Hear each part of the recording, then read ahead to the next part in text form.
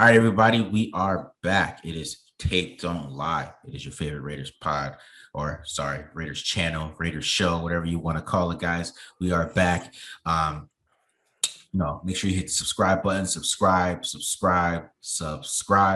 right? Also, make sure you hit the like button, like, please. So make sure you're doing everything that, you know what I'm saying? Dislike it if you want. Go ahead, dislike it. If you want to dislike it, you can do that as well. But make sure you show us some type of love, leave some comments, give us some feedback. We enjoy all the engagement. Like how the video you saw, you guys enjoyed the Derek Carr interceptions and the camp battle breakdown. So you guys enjoyed that. So, make sure if you did enjoy it and, you come back and you find it again, you didn't subscribe, subscribe. And then make sure you follow me and BD Williams on Twitter at BD Williams 18 at the Mark John NFL for me, right? So make sure you guys follow us there.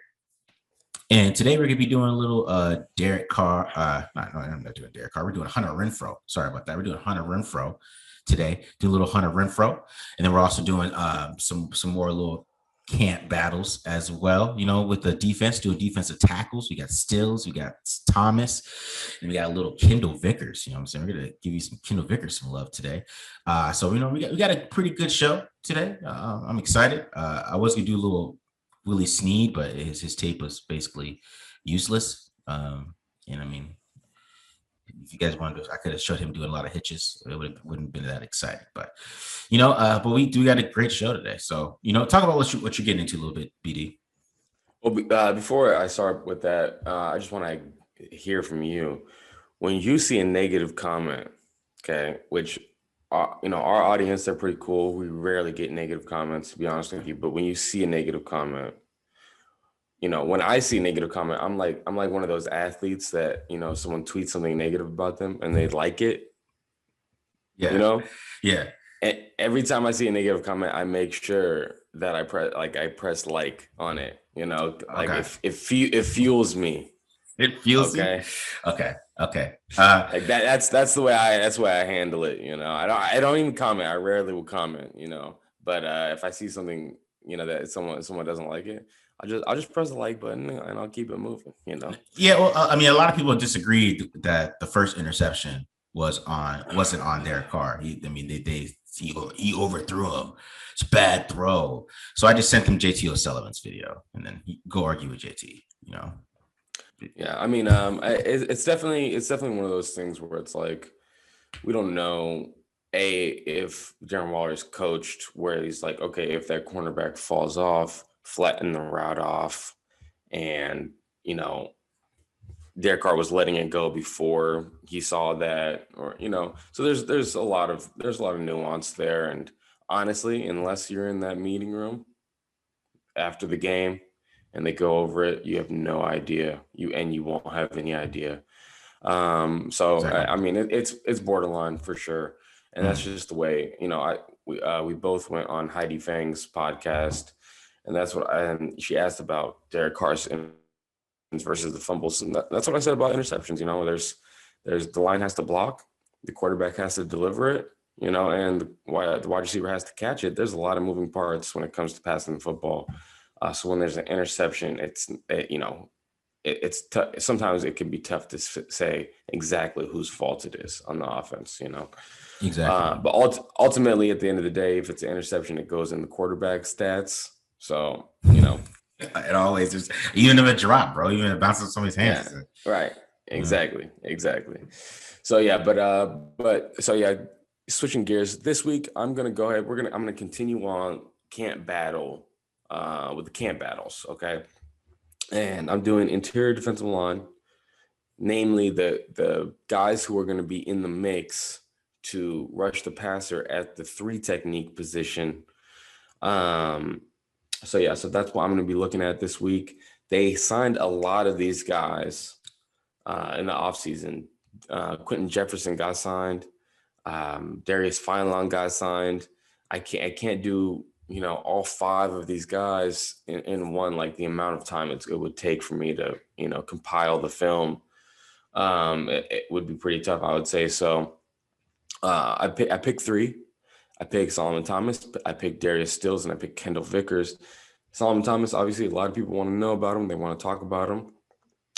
So that's someone that I went ahead and broke his game down to see exactly what kind of player he is. Darius Stills, we're getting a lot of requests to break down Darius Stills, right? So hopefully, this satisfies Raider Nation's, your interest in seeing, a film breakdown about Darius Stills. And then Kendall Vickers he's a dark horse in my book.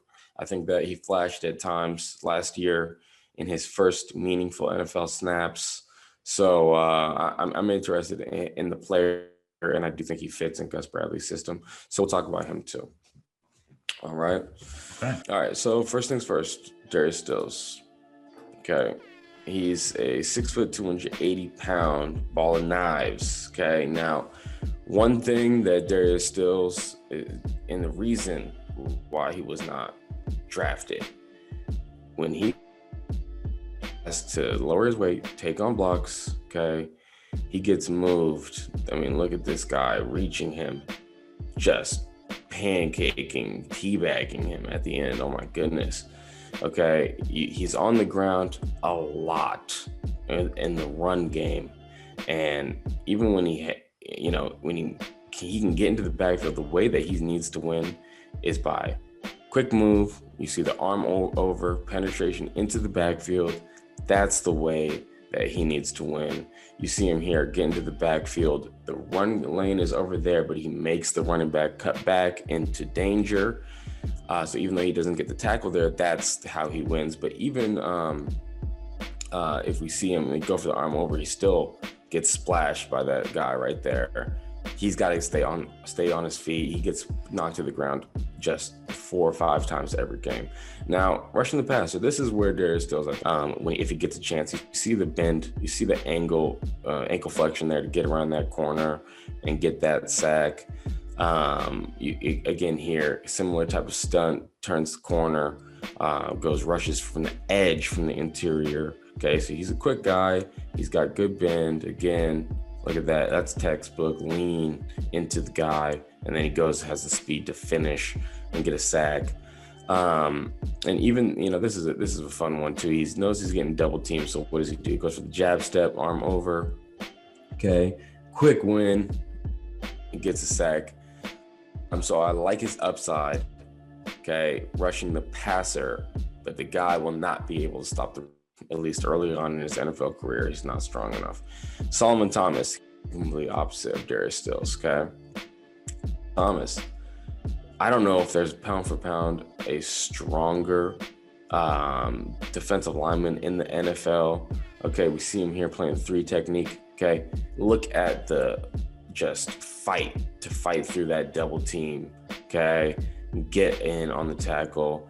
Here he is, lined up as a nose guard, a 280-pound nose guard, goes for the club, arm over, gets doubled. Okay, resets, finds the ball carrier, somehow finds the ball carrier. I don't know how he made that play right there, and gets in on the tackle.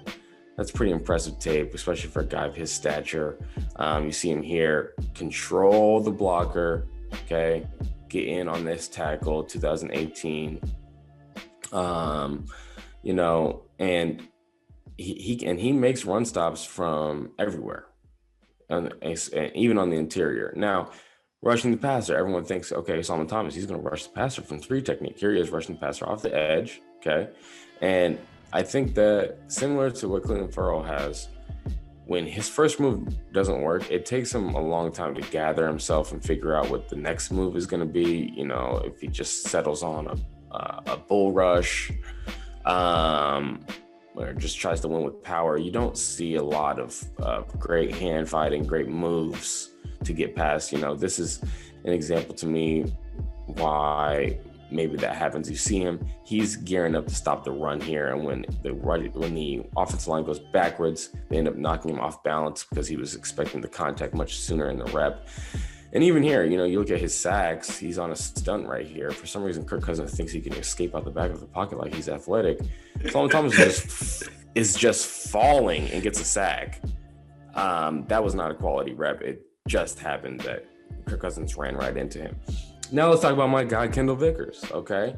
Kendall Vickers, last year, first meaningful starts in the NFL. Here he is taking on some blockers in the run game. It's very interesting tape, okay? So he gets reached. He gets in the wrong gap, and that forces the linebacker to get over the top, okay? Kendall Vickers still makes the stop. He still makes the tackle, but that's not good technique. You want to stay in your gap. Again, reached. It allows the guys to get onto the second level. Offensive line for the Chiefs were not on the same page. That no one comboed on Kendall Vickers, but you're supposed to stay in your gap. So again, he makes this stop here, goes back door, but generally, against zone, you want to stay in your gap. You don't want to go back door. It's going to allow the offensive line to get up on your linebackers, okay? An example here of just look at his strength. I don't think the pad level is so high, but he's just a strong guy, and he's able to fight through even some of these fundamentally unsound examples of him, taking on blockers. And then, looking at the pass rush, here he is rushing from the interior. They got a blitz. Okay, he ricochets off that guy and gets a sack. That's a quick win. That's a powerful win. Probably not the prettiest thing ever, and the blitz definitely helped. But you look at a play like this, where the first move doesn't work. Oh, second move, third move. You see the fight to disengage off that. You see, look how quick he is to get into that backfield, shoot into the backfield. I was actually impressed, especially with his second efforts. He goes for the arm over after he's initially blocked on that one, and I had a couple more reps of him doing things like that. So his technique isn't great taking on the run, but unlike someone like Darius Stills is just getting splashed, right? Kendall Vickers is in the NFL, not a great technique, and he's not getting pushed around still. So I think that there's a ceiling there that he has not gotten to. Someone put out a little video of him doing like 1,000-pound deadlift. The guy is freakishly strong, even if the technique isn't quite there yet. Yeah. And something else that I really liked about Kendall Vickers is that it was examples. It didn't really fit into the theme or the format of the video. There's a bunch of examples of him just chasing down guys, running 30 yards on a play and getting in on a tackle. So the hustle is there. I think that unlike Solomon Thomas, when his first move doesn't work, you can see him, he'll try to disengage, he'll try to rip, he'll try to arm over and club over to get to that next move, to continue to rush the passer, where guys like Solomon Thomas and Khalil Ferrell, we haven't seen that yet from them on their film. So I think he's going to be an intriguing option, in the battle for that 3 technique pass rushing position. And we'll see how camp shakes out. And then the thing about Darius Stills is, first of all, his brother plays next to him at West Virginia. So it's 55 Devin Stills and 56 Darius Stills. Devin Stills is legit. Like, that guy is going to go get drafted. All right. He's taller. He's stronger. He's not getting pushed around. He's got some of the same pass rush chops, even though he's younger than Darius Stills. Darius Stills was not very impressive to me. I think that I can see you take a flyer on an undrafted rookie free agent who's got some pass rush on the interior. Yeah. But the guy is not going to be in on starting downs. If he's getting mauled by Baylor, okay, Big 12, if he's getting mauled by those guys, he's going to go to the NFL and get mollywopped. Like, he cannot. And it was just one-on-ones. It's not like, when we saw Maurice Hurst, it was like, okay, if he gets double teamed, he's going to get driven back into the backfield. No, Darius Stills, it's one-on-one, and these guys are splashing him. Like, I don't like his strength. I don't like his functional strength. I can see he's got some pass rush, okay, but he's a liability if he's out there, and they just decide to run the ball right at him. So yeah, it'll be intriguing to see how he ends up shaking up. But I've seen a lot of Raider Nation talking about how Darius Stills, and they want to see him, and they're talking about him in the rotation. And I'm not sure if I quite see it. And I think that honestly, the fault of that is the Raiders having a position of need, a position where there's a big competition, and instead of drafting a player, they get an undrafted rookie free agent. And a lot of times you'll see Raiders fans think that means that undrafted rookie free agent is going to do something great. But I don't think the guy's ready to play in the NFL yet. Maybe he will be eventually down the road in a couple of years. But yeah, I wouldn't expect to see much of him, if any, in 2021. So what do you think of the DT position overall? Because I mean, just like cutting Maurice Hurst. Maurice Hurst. You could debate whether he's disappointing or whatever, but for a 5th round pick, he was, for his value, for where he was supposed to go. Yeah, he probably wasn't the top 10 guy that you believed in, but for a 5th round pick, I thought most of these guys you showed. I feel like Maurice Hurst is just. I don't know what it was with him in that regime, or what Jon Gruden thought of him, or what Mayock thought of him. So now that we have Quentin Jefferson, I know Hankins is there, and Hankins does his job. He always does his job well. What are we looking at overall? Because I haven't really, I was going to do some deep diving into the defense a little bit, during this kind of dead period. And Quentin Jefferson's coming over. What are we really looking at here? Yeah, Quentin Jefferson's going to start over all these guys for sure, 100%. Okay. The thing about Quentin Jefferson, he's an all-arounder. He's an interior defensive lineman. Yeah. 6'4", 294. He's probably in the 300s now at this point in his career. Yeah. But, he's got some pass rush. He's got some ability to stop the run. He's a smart guy, and he's going to be fundamentally sound. His pad level is going to be good. Okay. He's not going to be a liability out there. He's not going to be a dominant force or an impact player either. Yeah. He's just going to be steady. Okay. And he's never played over 50% of the snaps wherever he's gone. You're not going to see a 700 or 800 snap season from him. He's a rotational guy. Okay, Quentin Jefferson, that's what he is. Mm-hmm. And I think one of these guys on the interior defensive lineman, if they don't beat him out, that's what we're gonna be here to see. We're gonna be here to see just regular, solid, okay interior defensive line play, nothing spectacular, and that's really what the rest of these guys are. Even if you include Clelin Ferrell into that argument from a pass rush perspective. Clelin Ferrell hasn't shown much. Solomon Thomas hasn't shown much, right? Darius Philon, I did Darius Philon live stream, and the guy was on the ground the entire game, okay? And he hasn't played since 2018. Kendall Vickers is an undrafted free agent. He only started 2 games in his entire NFL career. He's been in the NFL since 2016 or something like that, and he's only played started 2 games. So it's just not proven, and I don't know why they didn't put more emphasis. And I do truly think they were thinking David Irving is going to be our guy here, and then he showed up to camp, and they weren't liking the direction that his personal life was going or the work that he was putting in. Something they disagreed with the person and not the player, because the player, it has a lot of potential, but it must be that they just didn't feel like what was going on with David Irving warranted him still being on the team. And I think that has put them in a bad position. So unfortunately, we're going to see a bunch of guys that they're going to throw at the wall and see who sticks. And I can't be confident that really any of these guys are going to emerge as an impactful 3 technique as a pass rusher. So. All righty. That's very positive. All right.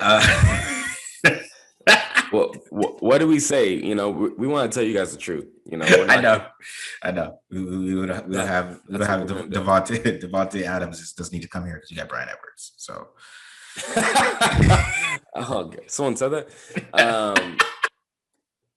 Yeah. So, and that's the thing. But what I do like about the Solomon Thomas acquisition, even if he never becomes a pass rusher, which is likely that he won't. Especially when you consider last year, he was hurt in 2018. they were struggling to find some pass rush opposite Joey Bosa, and they didn't even give him a chance on third downs to like be that guy on the other side of Joey Bosa to rush the passer, or I'm sorry, Nick Bosa to rush the passer in San Francisco. Like he was just subbed out on third downs, and if you're trying to, you want D Ford gets hurt and you're trying to like figure out who's going to rush the passer. They had all these guys that I had never seen before rushing the passer. And I'm trying to find, Solomon Thomas, and he's playing like maybe like 25% of the snaps in the game. And they're trying to, figure out what they're going to do when certain guys get hurt. And they don't even give Solomon Thomas the chance, who was a first round draft pick. You think he's going to come here and all of a sudden be a great pass rusher? Like, come on, let's be honest here with ourselves. But what I do like about Solomon Thomas is that literally any position that he lines up on, okay, if he's over the tight end, like a 9 technique, inside the tight end, a 7 technique, okay, over the tackle, 5 technique, over the guard, 3 technique, over the center, 0 technique, he can literally stop the run from any position. It's pretty unusual, I would say, especially for a guy of his size, to be able to stop the run in the interior like he does. So at least they got a good run stopper that they can move around and play in any position, at least. But still, it does not solve the pass rush issue. So we'll see how that gets solved, if it does get solved. Okay. All right. Also, they need somebody. So hopefully Yannick can have a good year. Hopefully Max can take the next step, get some moves here, man. Get some counters, get some, basically grow. You know what I mean, to his size and his athleticism. So that's what the Raiders really need. They really need him to take the next step too as a pass rusher to match what Yannick's gonna. I mean, because Yannick's gonna come with it. I mean, he's gonna get some pressure. It's pretty consistent at this point. He's consistent walking 9 to 10 sacks. I mean, that's what he is at this point. I mean, you make what you are with your career. He's been in the league like 5-6 years, bro. Yeah, he is what he is, right? So yeah. I mean, we need Max. I mean, and kind of Max kind of is what he is. And maybe Max can, get some pass rush off the edge with Yannick causing pressure by beating people. And then, Max is the hustle guy. So I think Max might get some more cleanup sacks, and he might end up with more sacks than Yannick that Yannick caused. You know what I mean? Like, so that's what the Raiders do. They need Yannick and Max to like go back and forth with each other. Like, you cause the pressure, I finish. You know what I mean? Like, or something. That's what they need. And I would say both those guys, when you look at Max Crosby win, I don't think that it's very often with an inside move, right? Where, like, so think about this. Yannick Ngakoue, he's coming around the back of the pocket, forces the quarterback to step up, and then seeing Max Crosby win with an inside move right into the quarterback who steps up. I think both those guys win most of their reps around the back of the pocket. Yeah. And so they are going to need an interior defensive lineman to stop that quarterback from stepping up and getting away, out of danger. It's just the nature of how they play. Unless Max Crosby develops like a deadly inside move, right? I still think one of these guys needs to emerge as an interior defensive, pass rusher. And this is why I like Kendall Vickers, Max Crosby, hustle. Yannick Ngakoue, hustle. It's an underrated part of his game. Both those guys get a lot of hustle sacks, okay?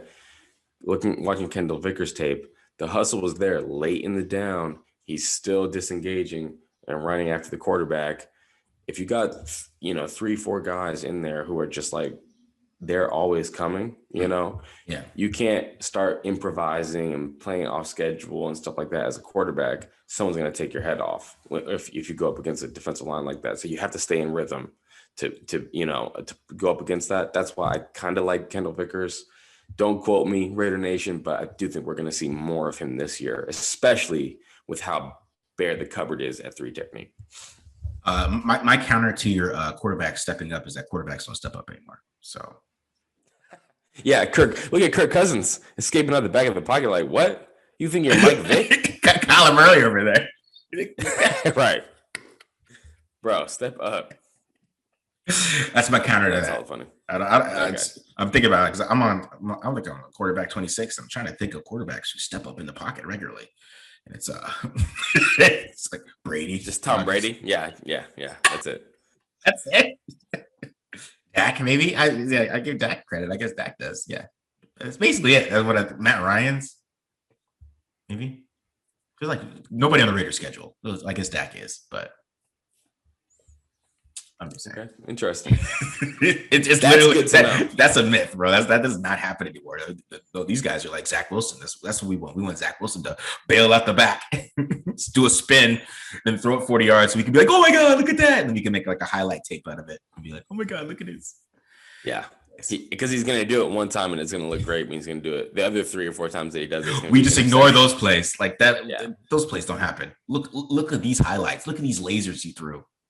Right. Let me make a montage of it. All right, guys. Anyways, sorry. I stand a quarterback. Okay, so yeah, right. No, you're good. So you're gonna originally, Marcus, you were gonna do a camp battle of your own.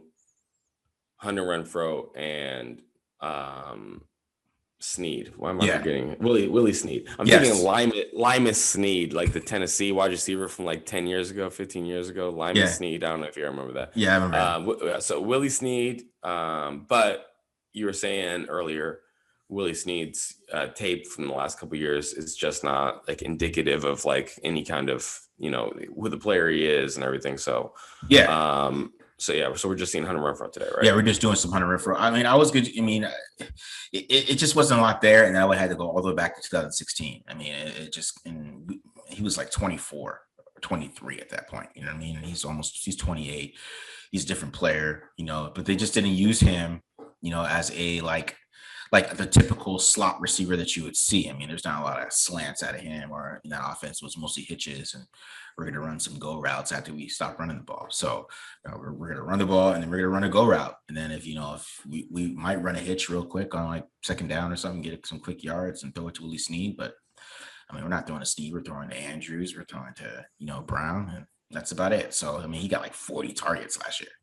So, I mean, it's not like there's a lot to see. And he got 40 targets the year before. So there's really not a lot to see, not a lot to show from him. I mean, it's all projection. We'll see. I mean, I think he still make the team because I think he's a veteran, and I think Jon Gruden's going to like that. I think he's going to make this team. But we'll see. He might not. He might not. I mean, if they decide to go with like Zay Jones or, because I think Zay Jones always finds a way on his team. So it's going to be interesting. And I don't understand Zay Jones because I know that he's a hard worker and, whatever. But he doesn't play special teams, so I don't understand what the point of having him around is. But whatever. And he never plays well when he plays. So I don't. It doesn't make any sense. I mean, that's like The Office where they're like, so what do you do here? That's Zay Jones. Okay, yeah. So why don't you get into it? Why don't you show us some Hunter Renfrow? Let's get into it. What's going on with our guy here? All right, so basically, I mean, today we're just going to go over like why does Hunter Renfrow even have slot competition, right? We're going to look into that because I mean, Jon Gruden's mentioned that a lot. When you see Hunter Renfrow, you see his career yards, targets, 148 targets, 105 yards receptions, 1,200 yards, so he's been pretty productive as a slot receiver. I mean, usually slot receivers aren't always those 1,000-yard guys unless they're in big offenses. So he's been pretty productive. But the best thing I really like about Hunter Renfrow is yak. I mean, he is a yak machine on the low. And it really shows on his punt return. So I wanted to show this punt return from the Dolphins. He was a good punt returner last year. He had averaged 11.2 yards per punt. I mean, I was second in the league with the minimum 20 attempts, right? So he's just shifty in the open field, right? It's just just bounce it off, tap people, break it, tackles. Then you get this nice little move at the right? He's just shifty in the open field as a punt returner, and then you see it when he's nasty, right? And then you see it when he's running on. Catching the ball in the open field too. You see it on a wide receiver screen, right? Check it out, like some spin at the end right there, right? And he turned a screen that was going to go for 8 yards. He turned it into 16. So that's one of the benefits that I would say that Hunter Renfrow brings. I mean, he's going to bring yak. He's going to take maybe a quick little 5-yard pass, and he might turn it into a 13-yard pass. And look at that spin move right on D.L. Jones too. I mean, he's making really good players look silly, right? So I mean, he is hard to take down in open field. Yeah. I mean, yak is something that he is really, really good at, right? You see here, you know, and even that's what I'm saying. After the catch right here, I know this is garbage time. We get a little quick out from Hunter Renfrow here, and then he ends up getting in the end zone because he's able to make a quick move, right?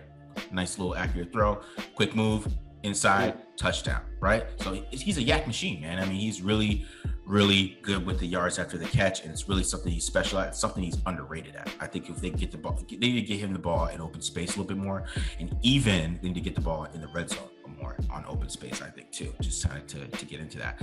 But we're gonna talk about his hands a little bit, all right? So Hunter Renfrow, he's a body catcher. Okay, you really, I don't know if you guys have ever noticed, but have you ever seen him make a big catch with his hands? He's a body catcher. You'll see it right here on this deep ball, right?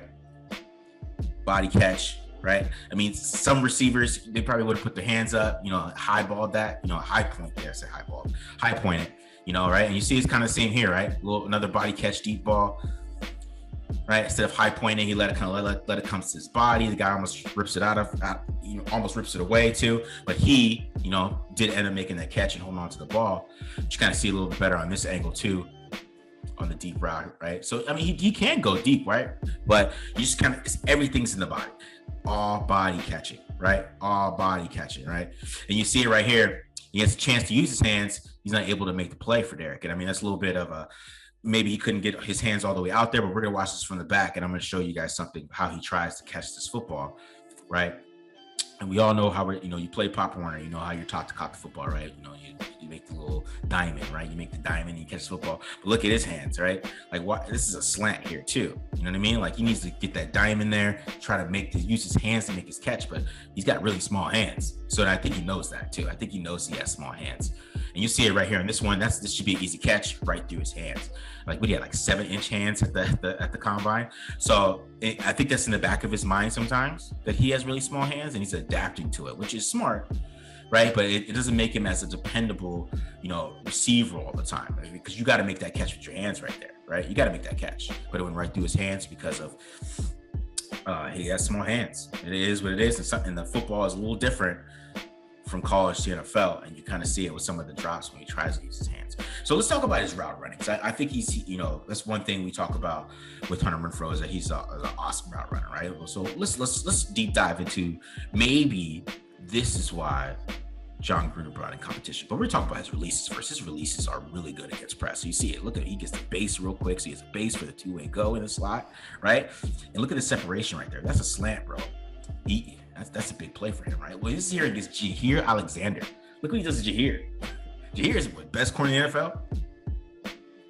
Can't handle him in press. He has great releases against press, but it's more at the top of his stem is when we have the problem, right? It's more of the top of his stem against off coverage. It's weird. He's better against press than he is against off coverage, right? Because you see here, this guy, the corner doesn't move. There's no rocker step, there's no nothing to give him anything. So the corner doesn't move at all, right? And, you know, then we just have a play that, you know, he doesn't get open, even though he's not the target, he doesn't get open there, right? And you see it here. This is another one. This is arches. You know, we went over this concept a lot, and he can't even get in to the angle route. He can't even get into it because he doesn't give him anything at the top of his step, right? So if he's not against press, it becomes a little different for him, and he doesn't become as dependable as you want. Right. And this is a big play the Raiders used to run all the time, right? The little slot return. You guys probably saw this play before. One against the Broncos, he had a big play. You see here against the Jets, right? He's a good break that time, right? He was able to get back into it and get into the route. And he wasn't a lot of wasted steps. Okay. But we're going to watch it against the Chargers, right? Same route. You're going to watch it, right? Look at all the steps he does this time. Look at the step. And then he can't get, and you going against Chris Harris. It's not the Jets anymore. You ain't going nowhere, right? You're not going anywhere. Look at all the steps. Look at it. See it again. All those steps. You're not going anywhere when you do that. So he has to get better at the top of his step. I mean, that's the big issue with him, is that if it's off coverage, I mean, nobody's scared. Nobody's really scared of his speed. So they don't think that he's going to go over the top of them. You know, and maybe Jon can start adding some double moves to him, maybe, and maybe that can get some guys going a little bit, because they're not expecting him to go deep at this point. So since they're not expecting him to go deep, and then he's not giving them anything, He's not winning. Like just like, the first one I showed, the slant. I mean, usually some guys would give it what they call a rocker step, which is like, you kind of give him, which way am I going? But that he's just kind of, I'm going to slant. That guy's like, I'm not going to move. Like, I'm athletic. You know what I mean? So, this is the NFL, bro. Like, all these corners are athletic, even if these guys are, people will call it bum by their fan base. The guy's still pretty athletic. He's an NFL corner that's playing on the Sundays. You know what I mean? So, I mean, you just can't get open, you know what I mean? Just without giving them something, a head fake, like using your head, using your eyes, selling it. You got to sell the route. It's like Keenan Allen does when he's in the slot. He sells the hell out of those routes. Like there's a route that he runs. He runs that same route that Hunter Renfrow runs, right? But he runs a little different. You could see it, like he puts his head down, he goes full speed, like he's gonna run it, and then he kind of just breaks out of it back in. And that's called selling it. And that's what Hunter Renfrow got to do better. He has to sell these routes better. And to get open more consistently, because Jon Gruden stopped running arches with him. He was like, "You're not running arches anymore." And then he brought in Willie Snead. Yeah. So, and arches was his route in 2019. That was all Hunter Renfrow ran, was arches like crazy. And he had some big plays off it, right? And then we showed that on a previous episode. You want to go back to the arches episode, probably put that in the link too. But go back to our episode. We showed a couple times where he couldn't get open on arches then, and that's a big play for Jon on third down. If he can't run arches, I'm pretty sure he was upset. I'm sure he was fuming that he couldn't run arches anymore, because that's his play, especially on third down. And you saw Darren Waller start to run it a lot more as the season went along, because Hunter Renfrow wasn't getting open on arches like he was in 2019. And it's more because, teams, they know that play as well. So the guys aren't going to play outside leverage like they used to, right? They're not going to do that. So they're going to play you straight up, and you have to win. You have to win on that route, bro. So he has to sell it. I don't know what he needs to do to sell it. He needs to get more in that angle. We showed it on the arches breakdown of, how Darren Waller runs it a little bit better than him at this point. And, that's the issue, is that he's not winning at the top of his step. You know what I mean? And if you don't have the secure hands, I don't think Willie Snead has great hands either. But if you don't have the secure hands, I mean, I can see why he brought in competition a little bit. I mean, I think that might upset fans a little bit what that happened. I think because Hunter Renfrow's a big fan guy. I mean, the fans love Hunter Renfrow, but I mean, you can see it. What's happening? I mean, that's Gruden's favorite play, guys. I'm going to tell you that right now. I mean, that's his love. And he's like, maybe Willie Snead can run this, is what he's thinking. Yeah. So Renfrow has to get better at top of his step, bro. It is what it is. I think you brought up a couple of really cool points here. First of all, the technique when you catch with your hands, right? And there's a lot of things that you brought up that are really cool. So college football is actually wider, slightly wider. Okay. Yeah. So, you don't have to get your hands all the way together when you catch a college football, right? Mm-hmm. Whereas the NFL ball is just slightly skinnier, like it doesn't have the same diameter, as a little less of a diameter. So it just that adjustment, getting your hands just slightly closer together to make those catches, right? Especially when you have 7 7/8 inch hands, probably the smallest hands, probably the smallest hands of any wide receiver in the NFL, right? Yeah. And the other thing too, when you're talking about the slant, so what he did, and when I coach wide receivers, I talk to him about this all the time. Okay. What he did is he tried to catch it like this with pinkies together, right? Yeah. And you got to work the hand over when you catch that slant. You got to catch the slant like this. That's more secure than this, because your thumbs are on the outside. You want your thumbs on the inside when you catch a slant. So he's catching it pinkies together. He's got to work that hand over, and I think that, something has to do with the smaller hands, him being more comfortable being a body catcher. And we've seen some really great wide receivers over the years. Antonio Brown is a body catcher. Be able to do that, but it's not the optimal technique catching the football. Yeah. And if that's just what he is, he's gonna have to figure out some ways, putting the hands out real late, and making the windows easier for Derek Carr, especially at the top of the route. Yeah. I wasn't seeing a lot of moving guys with the eyes. Like you talked about Keenan Allen. We could talk about Devontae Adams. Guys who are like Hunter Renfrow in that they're not fast. Okay. Yeah. So how do they win, right? How do they get that separation? They'll be at the top of the route looking over here. You know what I'm saying? They're looking all the way over here before they come back over here, and they're moving guys around not just with their hips and with their feet, but with their eyes too. And I think if we can get Hunter Renfrow to just put it all together, he can be okay as a body catcher. But yeah, he's not like an elite slot receiver like a lot of Raider Nation seems to think. He's solid. He's good for what he is, but there's definitely room for improvement there. So yeah, and we'll see if where he ends up improving, but it needs to happen, for him to be like, okay, this is the slot guy right now.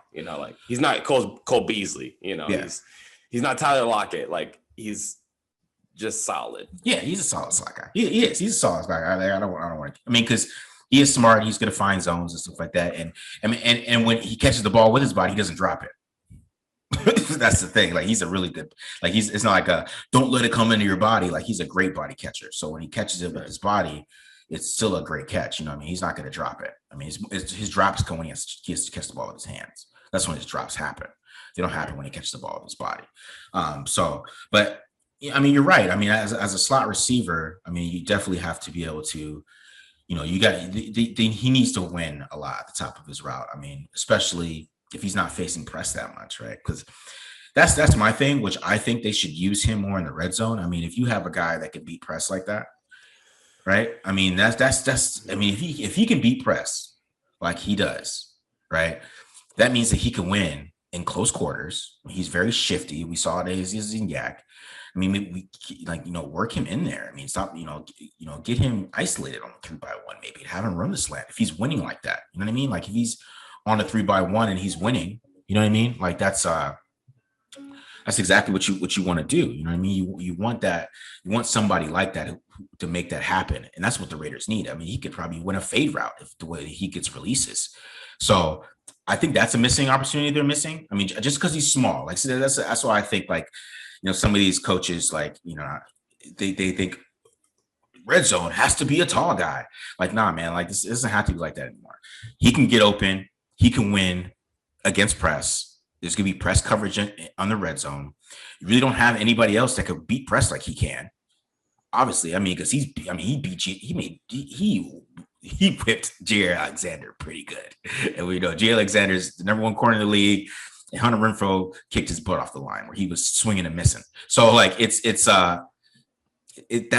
something that you just can't. That is there, and they got to use that in the red zone. They have to, man. If because that's what I was looking for. Like in the red zone, like who can win like that? And like it's him, right? I mean, it won't always be like the prettiest thing, and he might always not use his hands or whatever. But it doesn't matter if nobody's around him. So yeah, right. Especially like, I don't know. I'm just saying. Yeah. And, Snead, for me, Snead is not like super attractive as far as like, okay, yeah, this guy can do better than Hunter Renfrow in the slot.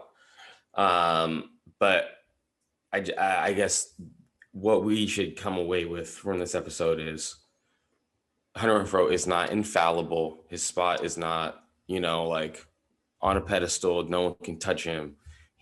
Everyone needs competition. And if bringing in Snead forces Hunter Renfrow to work on some of these things that we're talking about right now, right? Where he can like improve these aspects of his game that are, slight weaknesses at this point, then it was worth bringing in Snead to do that, to force him, make him uncomfortable. So yeah. So, and, it sounds like we're crapping on him a lot, or at least I am. Those highlights of the yards after catch, that was filthy. That was really fun to watch. So yeah, I agree. Hunter Renfrow is great after the catch. And that's hopefully how he continues to be used. Yeah. And I mean, that's where he's really good at. That's what I'm saying. They could do that in the red zone too, man. Like, don't have some screens or something in the red zone. Like I don't know. Like I was watching this and I was watching this tape and I'm like, why don't they use this guy in the red zone more? Like he can get open, against press. There's more press in the red zone, like it's not in the middle of the field where he's facing a lot of off coverage. He's facing press. Like, I mean, if he's able to win, I mean, that's what they need. I mean, that helps. Having somebody that can win helps in the red zone tremendously. It's the contested catches is what it is. They don't think that he would work there. Well, don't throw him a fade. Okay. Yeah. Throw him some slants or some. I don't know. Anyways. All right. Well, I think that covers both of our topics so far this week. Marcus probably has to run back to work here. I'm on vacation with my family, chilling by the beach. So, but the tape never stops being crunched around here. The tape don't lie. So we appreciate you guys always for tuning in, for liking, for commenting, for following. Make sure you tell your friends about the Tape Don't Lie film channel. Leave a comment. We do listen to your comments. We have some pretty cool recommendations or some requests in the pipeline. So stay tuned for all that. Follow Marcus Johnson on Twitter at the Mark John NFL. Follow myself at BD Williams 18. Be cool, Raider Nation. We appreciate you. All right.